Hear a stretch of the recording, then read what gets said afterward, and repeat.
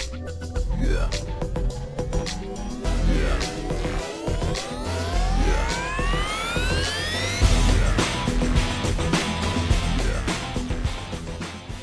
Hey everybody, how's it going? Ryan the Mighty Quinn here on the Cornerman _MMA with Kevin the Ref Macdonald. How you doing, sir?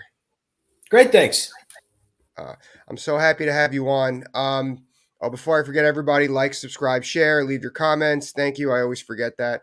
Um, Kevin, I was actually trying to think. I'm like 95% sure you've refed at least two of my fights in the past. I can't really. I think one for Bellator and one for Reality. Does that ring a bell to you at all? At least two, yeah. Yeah, yeah, we're both from the Northeast, no less, so New England area. So that would be it. But yeah, I definitely remember that. Definitely remember that. I can't. I got to go back and look. I tried going to MMADecisions.com. No luck. I'm sure I'll come across a picture in like 3 weeks and be like, oh, there it is.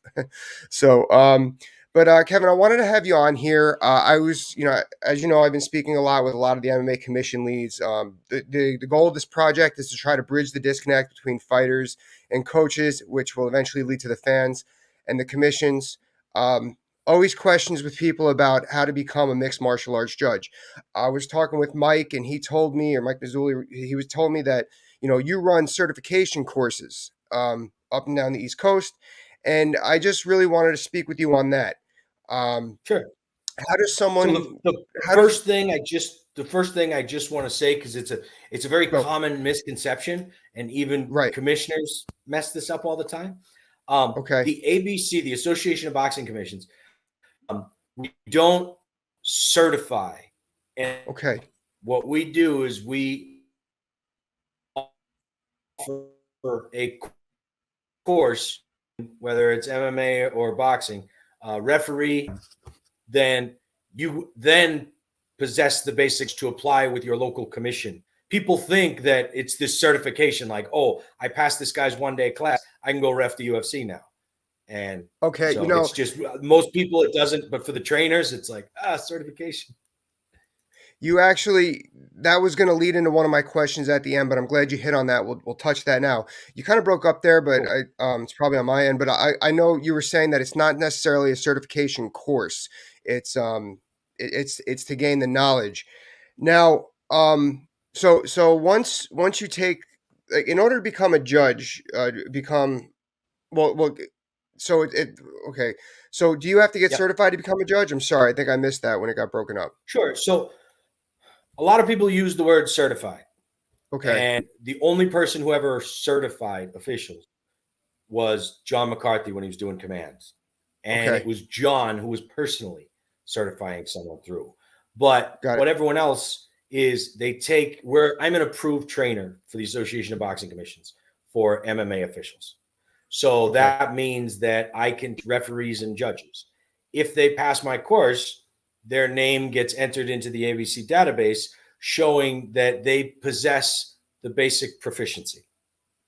Got it. Okay. All right. That makes sense now. So, all right. Then that clears up what I was going to say next. One of my questions was going to be, once you pass that course, are you able to certify in every state? Are you certified? But now there's no certifications, but you are deemed eligible. You could judge in any state once taking your course. Correct?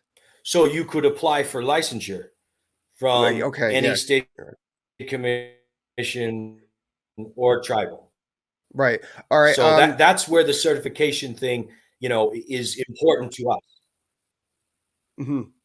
Okay, now for those of you who aren't familiar with that, with the licensures, uh, fighters have to go through this as well. It's not it's not a one size fits all thing. Like, I have to be certified. If I fought in Connecticut, Pennsylvania, and New Jersey all in 1 year. I had to be certified. I had to be licensed in all those states. I couldn't be like, it's the same thing, correct? Yep. Yeah, okay, there you go. So just so you guys Yep. know that. Uh, So now, all right. I guess So, to keep it easy for you. mhm, Well, I was just going to say your basic path, didn't mean to cut you off. Basic path for every judge. Step one, you take a course that's approved by the ABC, because that means your local state commission recognizes it. Once you right. successfully pass that course, every state has a little bit of a different path. Some, you may tell them you passed the course and pay your $50 and you're good to go. Others may make you shadow X number of events, work with different judges until they. Others may say, "Hey, we're full right now and we don't have any openings." Got it. Okay. Yeah, I think Florida does the shadowing. I got to look back on that. So, all right, we kind of touched on some of this. Opening question was, how does someone um how does someone take this course? How do they sign up, and how do they is like what goes into I want to be a judge, I want to take this course. What is step 1, 2 and 3? Okay, so step one is finding a course, and Mhm. that's can be a little tricky, just because the ABC website, we know that every year at the convention, the courses are offered. So every year, third weekend in July, somewhere around the United States, they're offered. Then it breaks down into what other states happen to be doing trainings. Years ago, it was kind of the wild, wild west where we could just set up shop wherever we wanted, run a course, take whatever profit, move on. Once Mike Mhm. Mazzulli came in as president of the ABC, he wanted things to go through the ABC to keep control over it, which was a great idea. So you have more and more states. Like, for example, I'm teaching a course the 23rd and 4th, not this weekend, but 2 weekends from now in Raleigh, North Carolina. So the Raleigh State Athletic Commission advertises that. That will also be advertised. It should be on the ABC website. And if you click on my website, whenever there's one that I'm doing, I always put an announcement up there so people can know. Okay. Depending on what state you live in, you may have to travel. Gotcha. Okay, yeah, I know because actually the reason how I got your contact was A through Mike and then B through someone else I know who's a judge. And I said, how do I get certified in Florida? And then they talked about your courses. And I'm like, well, this is the second time I've heard Kevin's name, so maybe I should reach out. But you spoke about your website, Cool. kevintheref.com. I'm going to have my editor put that up. Yeah. Raquel Rivera, you're great. I'm pointing to it. It will be there when we do the editing. But yeah, tell us a little bit about the website and how we could access these courses and stuff like that there. So I'm not a web guy. I just Mhm. have a basic website where I try to announce when courses are coming up that I'm teaching. And then also when people pass, I usually put the list up because I know when I put it up, I can usually put it up within a few days. Sometimes it takes a little longer to get up on the ABC website. And that way, too, if someone doesn't see their name on there or it's spelled wrong, or they can usually reach me through there so we can talk about where they were lacking or what they need to do. Cool. All right. Awesome. Now, we kind of spoke about where geographically you could find these. So, what goes in? How long are these courses? Like, what's the itinerary for these courses? Like, what are you learning? What is the knowledge you're gaining in these courses? So, generally, when a state sets up a training, it's a 2 day training. One day will be referee, one day will be judge. So, it usually is Saturday, Sunday format works best. The referee program is that's a solid 8 to 9 hour day. Mhm. The judge program is anywhere between 5 and 7 hours. I tell people from the time the plane wheels hit the ground till the time they leave the ground, I'll stay as long as you want and talk about this stuff. Some Mhm. classes you have a bunch of locked on folks that just get it and it runs a little bit quicker. Sometimes in the judge classes, you have some folks with some strong opinions that really want to be heard. So we give them that opportunity and we discuss. Bless you for that. I know some of those opinions. Everyone thinks they want to reinvent the wheel sometimes. Um, all right. So it sounds like so. Okay, if do you have to take both? Like, can I if I wanted to be a judge but not a referee, could I just take the judging day, or do I have to take the referee day as well?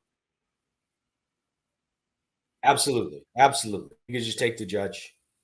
Cool. Very cool. All right. So you answered another one of my questions. We were kind of talking about, I wanted to ask rather if there's prerequisites to being a mixed martial arts judge. That's the common uh, what's the good word? That's the common criticism is that a lot of people have for MMA judges. They say, "Oh, anybody could be an MMA judge." It sounds like this is a prerequisite. Um, is there a prerequisite to this requisite in order to take this course, or can anybody take this course? Anybody can take the course. Okay, all right, So cool. what Yeah. happens is I try to never test. I never test anybody on anything that's not on my site. So if you look Mhm. on the judge training, you'll see I list about 16, 17 submissions, some positions. That's like your basic, like I'm going to ask you that. I'm going to show you video of that. You will be tested on that. If you don't Great. know what those are, you're going to have a hard time passing.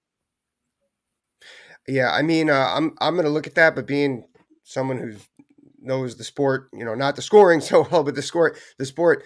Um, if you don't know some of those moves, why are you judging anyway? That's what I would think. You better get that down. Exactly. But and I'm one of the fighters. I don't criticize people who don't have a background in order to become a judge. And I say this too, and I'm sure Kevin, you trained.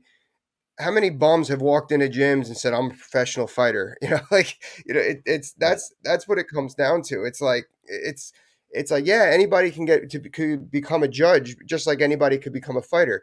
And it's like, well, then those Yeah. fighters aren't fighting in the UFC. It's like, yeah, well, those bum judges aren't either. That's what I think people should take a step back and realize. It's a very easy target to say that there's no prerequisites to becoming a mixed martial arts judge. And as I was talking with John McCarthy about it, sometimes it's worse if you're a fighter to become a judge. Like I know somebody, I Yeah. love seeing great graceful double legs, and Yeah. that made me, if I'm biased in that, maybe I'm not going to be a great MMA judge because I didn't see the double leg the way I wanted to see it. Um, Yep.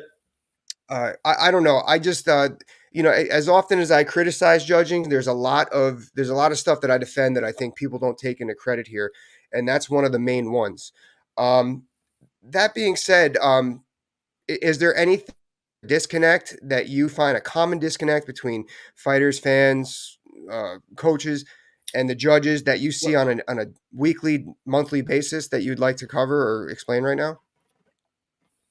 I think one of the biggest disconnects Mhm. is, and thankfully we're starting to see it a little more now. Like now you have some of the commentators, I flew out a few weeks ago to do a private class for one of the commentators, which I just had mad respect for because they were like, if I'm going to be sitting in this booth, teach me what you teach everybody else. And by doing that, everyone needs to be on the same page first. And a lot of the loudest mouths don't know what the criteria is and how it's to be implemented. And if Mhm. everyone gets on the same page first, then you can start to change things. Like you said, where sometimes fighters, might make better judges, sometimes they might make worse, because like you were saying with the double leg example, sometimes what we're doing as judges and teaching judges is trying to make a very subjective thing objective. Because if you and I, both well versed in combat sports, if we watch two fighters circle the cage, one throws a really strong teep and the other throws a nice stiff jab, you may feel that the teep is of higher value. I may feel that the jab is of higher value, and we can both be correct. So when you try to put that down into print and into hard specific criteria, everyone in their mind starts having different ideas and different. So having been on the rules committee for a number of years, every time we change something, it's hugely difficult because a simple may to shall can change an entire trajectory, if that makes sense. Makes total sense. Makes total sense. I know a lot of coaches. Oh, jabs are so important. You got to see that jab, and they'll say, and like in their boxing realm, that a jab heavy fighter will beat somebody with a strong right hand. Like just like it. That's all. I'm not. There's millions of arguments we can get into, but Yep. all right. So now going back a little bit to what we were talking about. Now there's many levels of mixed martial arts shows. There's many levels within each event, from prelims to the Mhm. main card to the main event. Is there a ranking system or something that grants, like, we need this judge, he's one of our best to judge this fight? Is there? I mean, obviously, I'm sure it's not cut and dry. There's no belt ranking, but is there something that we can let fans know that the best judges are on board right now? So that's interesting. What's crazy about our sport Mhm. is it's run by 50 individual state athletic commissions plus the tribals. Right. Every chair of each one of those commissions, I've seen everything from a 22-year-old kid whose uncle was a big donor and he just really Huh. liked MMA and the right guy won. He's now in charge of the commission. To Hmm. some places where it's a six-figure salary and they go through a 3 to 5 month process to hire. And you've got Oh, which everything places in are between. those? No. Yeah, right, right. It's but with that, I've gone to some states and I've done, training courses where they're like, look, you got to get some of the dead weight out here. These some of my guys don't know. Like, okay, the test usually reveals pretty easy, pretty clear. Um, and then 2 weeks later, after they fail, I see them on a televised event. So you can never overcome certain commissions that put their guys ahead, But when you see a lot of the same names on a regular basis, those names are usually there because they've been putting in a lot of work and someone was closely watching their scores over a long period of time. And that's why they get the call. But at its Got it. very core, 3 seats around a cage that has corner posts and a referee, some people are going to see things that other judges don't. So just Hmm. because some judges have opposite scores, they talk about, oh, it was a robbery when it's 29-28 one way, 29-28 the other. No, there was one round that was different. And that one round may have been one exchange where two guys saw something that the third didn't, or vice versa.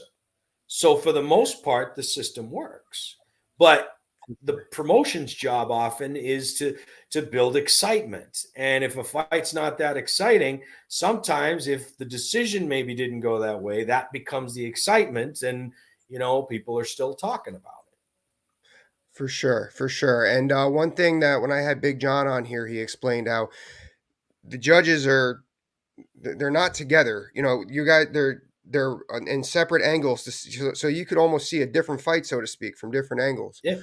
Um, and one thing that John was very big on, and oh, by the way, I promised Mike Rizzulli we're not going to mention any judges' names or anything like that. So, but like Yeah, he had a good point here. Is sometimes these promotions they put the judges at a disadvantageous seat because they want a big celebrity to get a good view, and that's wrong. Like I mean that we're not going to change that right now, but that's something yeah, that like, and I know that too because I've been in the corner of those fights, and I'm trying to yep, do this to see because sometimes we're behind the panel. I'm trying to do this because I want to see the fight that I'm cornering, and I'm booping into a judge. Like I'm just yeah, so I know what that's all about, but anyway, Kevin, I know you got a busy afternoon. Thank you so much for coming on. I'm hoping that people see this and they see what goes into judges and what goes into becoming a judge, and it's not that cut and dry, and that's the point of this. So I appreciate you, yeah. man. Thank you so much. Yeah, you bet. And the one thing I just like to leave folks with is a judge gets one angle. Hmm. The commentators get multiple angles. They're talking to each other. They're trying to get endorsements in. They're trying to get the people at home are getting multiple angles and they're getting the commentators biased. So there's Mm. three people that are sitting there, each with a different angle, with only one job and to focus on what they see in front of them. So sometimes it's going to be different than what the commentator or the general public thinks. That's perfect. I think people should take that in consideration. Um, Guys, KevinTheRef.com. Please check that out. Again, like, subscribe, and share. And I'll see you guys soon. Thanks, Kevin. Sounds good.